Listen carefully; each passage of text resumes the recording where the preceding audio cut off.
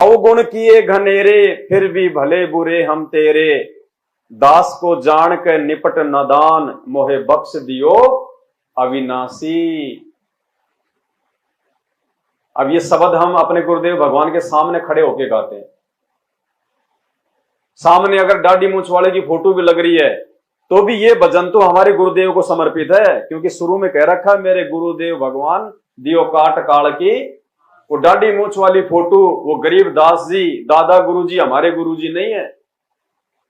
हमारे गुरुजी तो सतगुरु रामपाल जी हैं। हम तो उनसे प्रार्थना कर रहे हैं हाथ जोड़ के। तो ये पूरा का पूरा जो शब्द है ये गुरुदेव भगवान को समर्पित है। अवगुण किए घनेरे फिर भी भले बुरे हम तेरे। हे परमात्मा, हम नीचों को तो आज आपने ये ज्ञान देके आंखें खोल के हमारी औकात हमारे को दिखा दी। परमेश्वर, अगर उन अवगुणों को यदि हम याद करें तो परमात्मा भक्ति नहीं कर पाएंगे हम, क्योंकि कोई एक मानव जन्म थोड़ी मिला हमारे को, असंख्य गिनती नहीं है, अनगणित। कोटि जन्म तू राजा की न मिटी न मन की आशा, और भिक्षुक होकर दर दर घूम लिया मिला न निर्गुण रासा। करोड़ों जन्म अगर राजा के हो लिए तो आम व्यक्ति के तो कितने अरबों खरबों जन्म हो चुके होंगे, हमारी गिनती नहीं है। क्योंकि एक राजा का जीवन बड़ी मुश्किल से मिलता होगा, लाखों मानव जन्म भोगने के बाद में सामान्य, और एक मानव जन्म 84 लाख योनियां भोगने के बाद में। तो कब से काल भगवान की सृष्टि में आप और हम गधे कुत्ते बन रहे हैं, आइडिया नहीं है, गिनती नहीं है। अगर सीधे 1 लाख से भी अगर काउंटिंग करना शुरू करो और अगर आपकी 100 साल की उम्र है तो भी आप काउंटिंग नहीं कर पाओगे। अभी अमेरिका के वैज्ञानिकों ने एक शोध किया है परमात्मा के आशीर्वाद से, और उन वैज्ञानिकों ने मानव जीवन की जो कीमत है उसका आकलन किया है कि इस मानव जीवन की क्या कीमत है। सब कुछ डिस्कस करके, गधे कुत्ते का जीवन देख के, सूअर का जीवन देख के, सारी चीजें सोच समझ के सद्बुद्धि देता है परमात्मा। तो उन वैज्ञानिकों ने निष्कर्ष निकाला कि इस मानव बॉडी की जो कीमत है, वो चाहे वो गरीब हो, चाहे वो लकवाग्रस्त हो, चाहे वो अमीर हो, कोई भी हो, ह्यूमन बॉडी का मतलब है मानव शरीर की कीमत उन्होंने आकी $5 ट्रिलियन। अब वो अमेरिका में क्या होती है पता नहीं, वो ट्रिलियन क्या होता है। जैसे अपने यहाँ पे संख पदम नील होते हैं ना, ऐसे वहां पे वो ट्रिलियन होती है। $5 ट्रिलियन। अगर 100 साल की उम्र है इंसान की, एक मानव जीवन की कीमत आकी है $5 ट्रिलियन। फिर उन्होंने उसका एस्टिमेट निकाला, अगर 100 साल की उम्र है इंसान की तो उसकी 1 सेकंड की क्या कीमत है, मानव जीवन की 1 सेकंड की क्या कीमत है। तो उन्होंने जोड़ गुणा भाग देके और फिर उसका निष्कर्ष निकाला $5 ट्रिलियन से कि मानव जीवन की 1 सेकंड की कीमत है $5 मिलियन। 5 कितनी होती है, लाख होती है, कितनी होती है, $50 लाख 1 सेकंड की कीमत है इस मानव शरीर की। और वो कीमत उन्होंने कोई हमारे बॉडी ऑर्गन के आधार से नहीं निकाली कि भाई इसकी किडनी इतनी महंगी होगी, इसकी आंखें इतनी महंगी होंगी, नहीं। कीमत श्वासों के आधार से 1 सेकंड की कीमत इतनी है $50 लाख। हिंदुस्तान की काउंटिंग करें तो 50 करोड़ से ज्यादा 1 सेकंड की कीमत है। इसलिए गुरुजी आके हमारे को सत्संगों में कहते हैं कि एक सतनाम की परमात्मा ने क्या कीमत बताई है, 14 लोक ना तुले तुलावे राम रंग होरी हो। तो पुण्यात्मा, अगर इस मानव शरीर की बॉडी की कीमत अगर 1 सेकंड की अगर $50 लाख है, तो भगवान ने उस श्वास से जपने के लिए जो सतनाम दिया है उसकी क्या कीमत होगी। उसके लिए तो भगवान कहते हैं तीनों लोक एक पालड़े में रख दो और एक सतनाम का मंत्र एक पालड़े में रख दो, तो ना तुले तुलावे राम रंग। तो इन बातों को हमने सोचना पड़ेगा, विचार करना पड़ेगा। उन वैज्ञानिकों ने तो खाली आकलन निकाल दिया, लेकिन वैज्ञानिक आध्यात्मिक दृष्टि से नहीं विचार कर सकते। तो ये अब आप और हमने विचार करना है। अब ये गोल्डन चांस इसीलिए बताया परमात्मा ने। अगर मानव जन्म भी मिल जाए, अगर भगवान ना होता इस धरती पे, तो क्या फायदा इस मानव जन्म का भी। अच्छे कर्म से ज्यादा हम कुकर्म ही करते, चाहे हम कितनी भक्ति कर लेते फालतू की। तो आज पुण्यात्मा एक एक श्वास की कीमत है परमात्मा के भजन में और मालिक की सेवा में।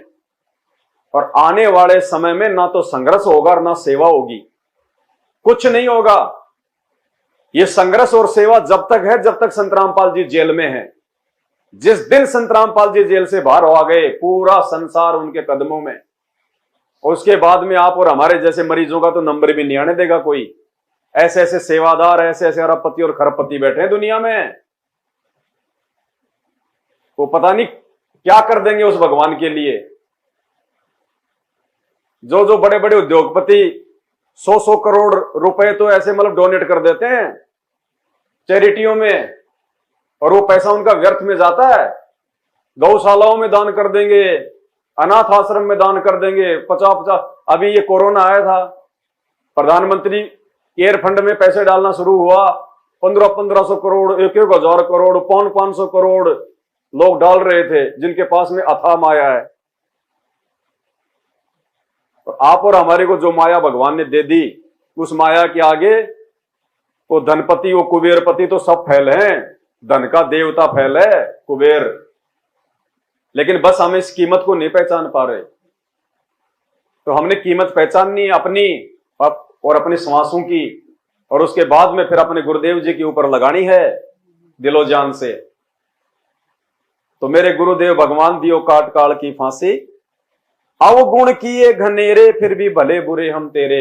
ये परमेश्वर ना जाने कितने हमारे मानव जन्म हो चुके हैं। किसी जन्म में काल ने हमारे को कसाई बना दिया, तो किसी जन्म में पता नहीं इसने हमारे को कहीं पैदा कर दिया। कितने अवगुण किए हमने। आज उस परमेश्वर की मेहर से हमारे को ये अवगुण करने से गुरुदेव भगवान ने आज हमारे को बचा लिया। आगे का जीवन, नाम दीक्षा लेने से पहले तो हमने भी बहुत अवगुण किए हैं, लेकिन वो अवगुण तो कुछ भी नहीं है जो पहले के जन्मों में, युगों में जो हम कर चुके हैं। वो की आरती में परमात्मा से हम क्या प्रार्थना करते हैं? जुगन जुगन के पाप सब, जुगन जुगन के मैल, जानत हो जगदीश तुम, जोर किए बद फैल, गुरु जी थारे आग साहेब। युगन युगन के पाप सब और युगन युगन के मैल, और जानत हो जगदीश तुम, जोर किए बद फैल। परमात्मा हमने कोई कसर नहीं छोड़ी अवगुण करने में। तो कहते हैं अवगुण किए घनेरे फिर भी भले बुरे हम तेरे, कि ये परमेश्वर क्षमा करो, हम तो अवगुण जीव है परमात्मा। फिर भी आज ये ज्ञान समझ के हम तो आपके हो चुके हैं। अब परमेश्वर आप चाहे मारो चाहे छोड़ो, परमात्मा भी आपके हाथ में है। तो इस प्रकार से हम गुरुदेव भगवान से जबरदस्त करेंगे, तब गुरुदेव भगवान हम पे प्रसन्न होंगे। और फिर क्या कहते हैं? नुक्ते ऊपर रीजेगा, करोड़ कर्म जल जा तुम्हारे। 1 सेकंड में परमात्मा पता नहीं कौन सी बात पे भगवान जो है वो प्रसन्न हो जाए, और 1 सेकंड में हमारे लाखों करोड़ों जन्मों के पापों को परमात्मा जला के भस्म कर दे। ये वो समर्थ मालिक है। सतगुरु रामपाल जी भगवान मोहे बख्श दियो अविनाशी। अविनाशी कह रहे हैं हम गुरुदेव भगवान को। अविनाशी, अविनाशी वो होता है जिसका किसी भी देश काल और परिस्थिति में नाश ना हो। अकाल मूर्त, जिसको कभी मौत ना खाए, जिसको कभी काल ना खा सके, अकाल। तो अविनाशी कह रहे हैं हम गुरुदेव भगवान को। तो अविनाशी तो केवल सृष्टि में एक ही हो सकता है, परमात्मा। दूसरा कोई अविनाशी, दूसरा कोई स्वयंभू नहीं है, कोई अजरोमर नहीं है, कोई सर्वेश्वर महेश्वर नहीं हो सकता दूसरा एक के अलावा। और वो जो होगा वो अविनाशी होगा। तो हम गुरुदेव को अविनाशी कह रहे हैं। इस शब्द के माध्यम से परमात्मा ने साबित किया कि नालायकों मैं अविनाशी हूं, मैं स्वयं कबीर परमात्मा हूं। कहां भटक रहे हो? कौन सी दाढ़ी मूंछ वाली फोटो पे तुम्हारा ध्यान टिका हुआ है? मार्केट में जाते हैं, कई बार वो गोलगप्पे वाले लिखे रखते हैं, ए भाई तुम्हारा ध्यान किधर है? राजा बाबू के गोलगप्पे इधर हैं। तो हमारा ध्यान तो दाढ़ी मूंछ वाली फोटो पे जा रहा है, जबकि भगवान तो इधर बैठा हुआ है संत रामपाल जी के रूप में। तो ध्यान को केंद्रित करो भाई। तो हम अविनाशी कह रहे हैं गुरुदेव को। और एक वाणी है परमेश्वर की, ना सतगुरु जननी जने और जाके माना बाप, पिंड ब्रह्मण से रहित है ना वहां तीनों। हम सतगुरु कह रहे हैं गुरुदेव भगवान को, सतगुरु रामपाल जी भगवान की जय, सतगुरु रामपाल जी भगवान की। अब सतगुरु अगर कह रहे हैं तो सतगुरु की परिभाषा तो भगवान ने बताई कि ना सतगुरु जननी जने और जिसके माना बाप। सतगुरु तो उसको कहते हैं जो कभी मां के पेट से जन्म नहीं लेता, जो गर्भ से नहीं आता, जिसके माता पिता नहीं होते, उसको कहते हैं सतगुरु। और आश्रम में लाखों बार हम गुरुदेव को दिन में सतगुरु कहा करते थे, जो भी जाता था सतगुरु।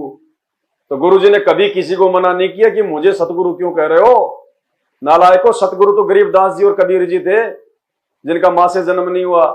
मैं थोड़ी सतगुरु हूं, लेकिन कभी नहीं कहा उन्होंने कि मुझे सतगुरु क्यों कह रहे हो, क्योंकि स्वयं ही ये परमात्मा है।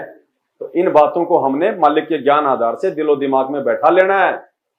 और अब समय ज्यादा नहीं रहा, वैसे भी कब क्या वैश्विक जो परिस्थितियां हम सबके सामने है, भविष्यवाणियां गुरुदेव भगवान ने जो कर रखी हैं ज्ञान गंगा में, भोगेगा आपने किया पुस्तक में,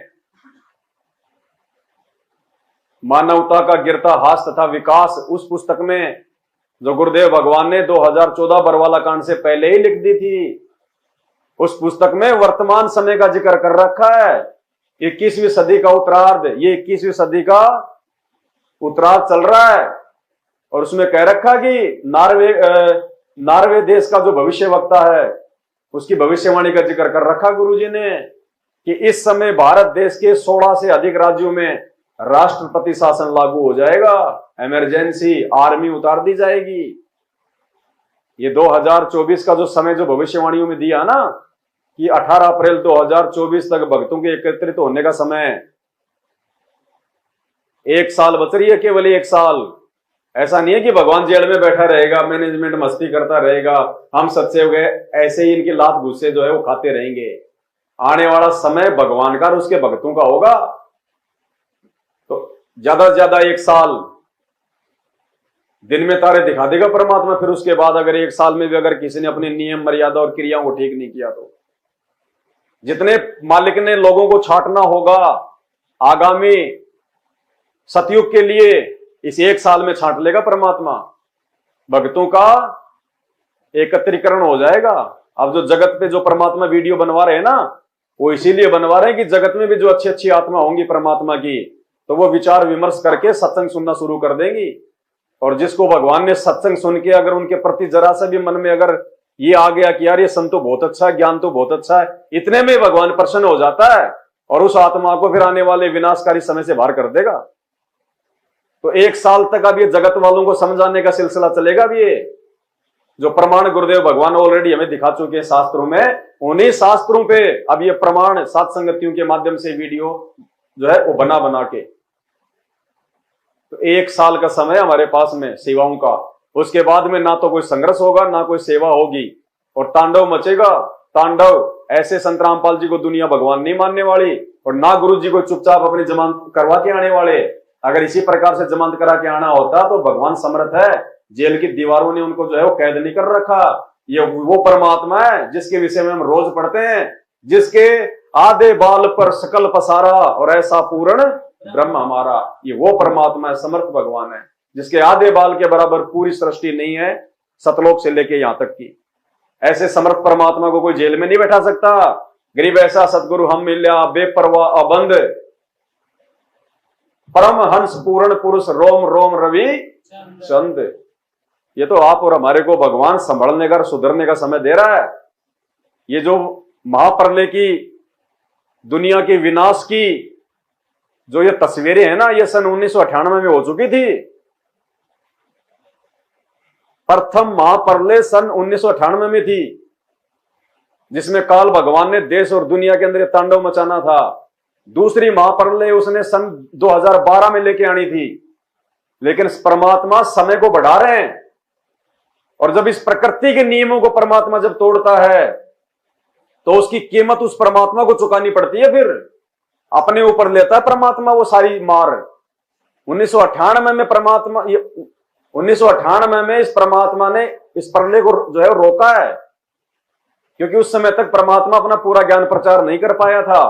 इसलिए हम आत्माओं के ऊपर ये तरस खाके उस प्रलय को परमात्मा ने रोका। ये भविष्यवाणियां हो चुकी थी पहले, और जब उस प्रलय को परमात्मा ने रोका तो काल के कागजों में तो परमात्मा ने पूरा दिखाना पड़ता है कि भैया तेरे हिसाब की तो महाप्रलय हो चुकी है, इतने लोग यहां पे जो है मर चुके हैं। और वो कीमत परमात्मा ने 2006 में जेल जाके अपने शरीर पे पुलिस वालों के डंडे खा के चुकानी पड़ी। फिर दूसरी महाप्रलय सन 2012 में आनी थी, वो भी परमात्मा ने रोकी हमारी नादान बुद्धि को देखते हुए, और उसकी कीमत परमात्मा ने 2014 में जो है वो 15 दिन का रिमांड सहन करके जो है वो चुकानी पड़ी आप और हमारे लिए। तो भाई अब आंखें खोलने का समय है, नींद में सोने का समय नहीं है ये। आज तो ये परमात्मा हमें बचा रहा है, और कल को ये भगवान हाथ से छूट गए ना, फिर 84 लाख योनियों में फिर वो संस्कार मिलेगा, फिर कोई नहीं बचाने के लिए आएगा। तो हर बार मौका नहीं मिलता हमारे को। अवगुण किए घनेरे फिर भी भले बुरे हम तेरे, यानी अब तो हमने उन दिनों को याद करके इस ज्ञान आधार से भगवान से बारंबार प्रार्थना करनी है। मर्यादा तोड़ना तो 100 कोस दूर की बात है कि भगवान हमें तो जो पहली वाली गलतियां उनके लिए माफ कर दो परमात्मा, आगे तो आपने ज्ञान ऐसा दे दिया आप गलती नहीं करेंगे 100 पल में भी। अरे 2 टाइम की रोजी रोटी भगवान ने देनी है, परमात्मा ने, उनके लिए मर्यादा थोड़े तोड़ेंगे। माँ के पेट में थे तब कौन सा हम जो है मतलब हमारे को कोई शेख दे रहा था, हमारे को कोई मतलब कोई धनपति दे रहा था। माँ के पेट में भी तो भगवान ने 9 महीने हमारा पालन पोषण किया है, और माँ के गर्भ से बाहर आते ही आप सब जानते हो, जिसमें दूध का एक टपका नहीं होता परमात्मा वहां से दूध निकाल देता है। मालिक को पता होता है कि 6 महीने तक इसके दांत नहीं आएंगे, मेरा बच्चा खाएगा क्या, परमात्मा उसको दूध पिलाता है, अमृत दूध पिलाता है। तो उस भगवान को हमारी शुरू से जो है वो चिंता, और बाहर आके फिर हम चिंता करने जो है वो लग जाते हैं। तो थोड़ा सा भगवान पे आश्रित होना पड़ेगा, हमारे को समर्पित होना पड़ेगा। तो हमने तो भगवान से पहले की गई उन तमाम गलतियों की और अपराधों की क्षमा याचना मांगनी है। आगे तो हमने गलती के लिए कोई गुंजाइश ही नहीं रखनी, और आगे भी यदि कोई गलतियां करता है तो फिर वो दोषी है परमात्मा का।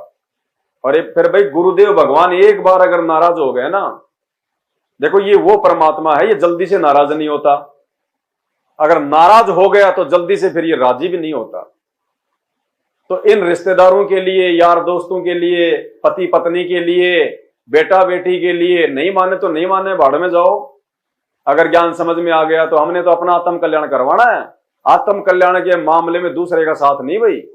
अगर कोई स्वेच्छा से हमारा साथ दे तो बहुत अच्छी बात है, मिलजुल के चलो। बाकी मालिक ने कह रखा आत्म कल्याण के मामले में अगर कोई पति पत्नी भी है नहीं मानता है तो छोड़ दो, अगर ज्ञान है तो। ये यहाँ के रिश्तेदार, यहाँ के भाई बंधु बेटा, ये 4 दिन नाराज, 5वें दिन दांत निकालते आ जाएंगे, हैं अरे जी कोई बात नहीं, बात आई गई। और ये भगवान एक बार नाराज हो गए तो युग बीत जाएंगे। फिर ये जल्दी से राजी नहीं होता। फिर इसकी मेहर ये कब अपनी तरफ से फिर ये संभाले। तो अब ये मौका नहीं चूकना हमने। अविनाशी परमात्मा धरती पे प्रकट है भाई।